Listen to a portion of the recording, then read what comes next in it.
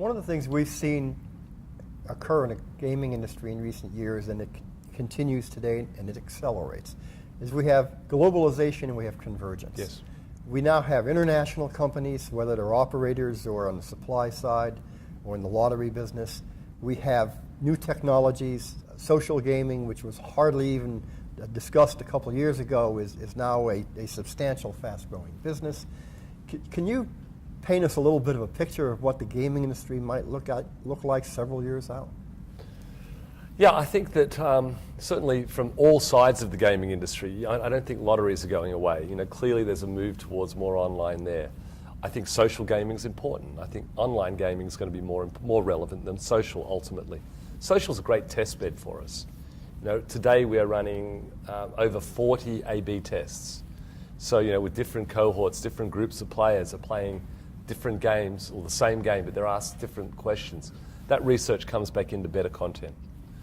I think what happens is that it evolves, it changes a little bit. I don't think any of us really think that the 18-year-old's all of a sudden going to become a mega whale.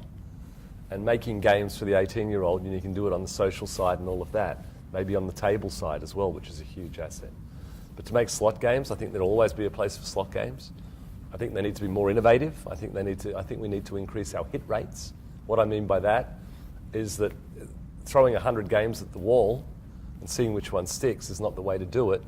By virtue of getting better data and applying that as we build our games, one of the things our game teams are really focusing on now is taking the best of Bally, the best of Shuffle, the best of WMS, the best learnings, and really working out how we can actually make less games but better games. I think that's going to be a big feature of the future. That's one of the big advantages of scale. I ideally hope that our operator customers see the benefit of providing the entertainment they used to provide to the players, giving them more value for money, making the products fresh, making their properties beautiful. We see that in most properties anyhow, but there are a few that are, they're clearly struggling, and I think that's a cycle that you can't keep cutting to grow. You've got to invest. So, I still think it's a good time. I think there's 1 million machines out there in North America alone.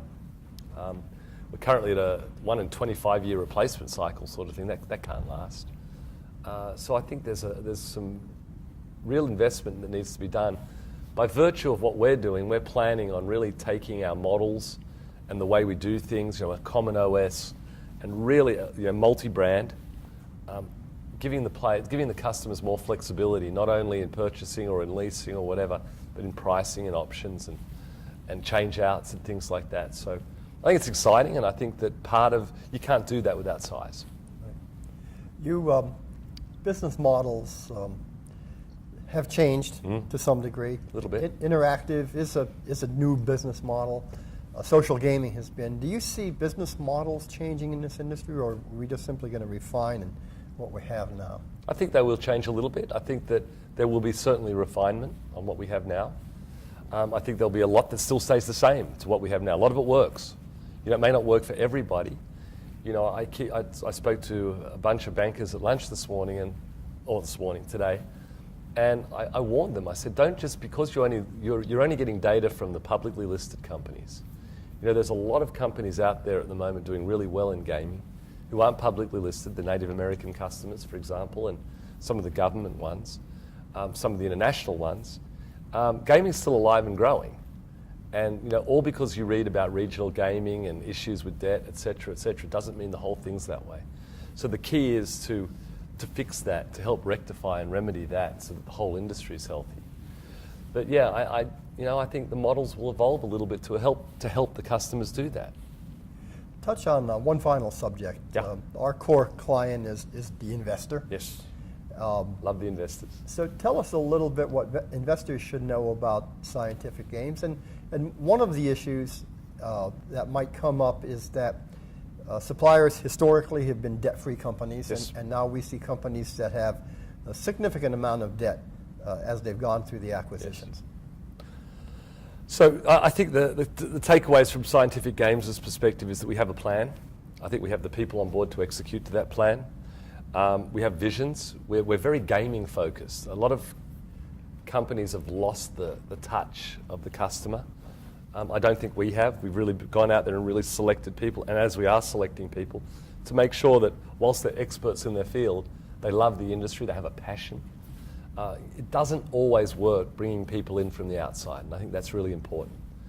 At the same time, yes, debt, leverage is something not new, but at this levels it's new to the gaming companies. We feel we have plans where we can create a lot of cash, pay down the debt. Our board and our management team are very committed to doing that. We've set a 4 in 4 goal.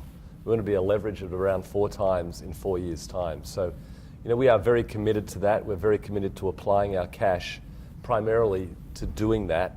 Obviously, we have to run our business, but frankly, we're going to look at ways of making sure that our free cash flow does pay down the debt. And we believe we have the team, and I think companies are all about people and products.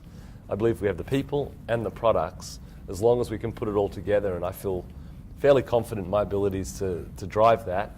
I feel that we're going to be very successful. I'm very excited by it.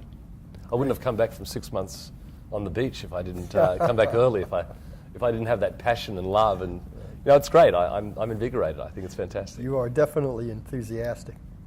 Gavin, thanks very much. Thanks, Frank. Appreciate it. Thank you all.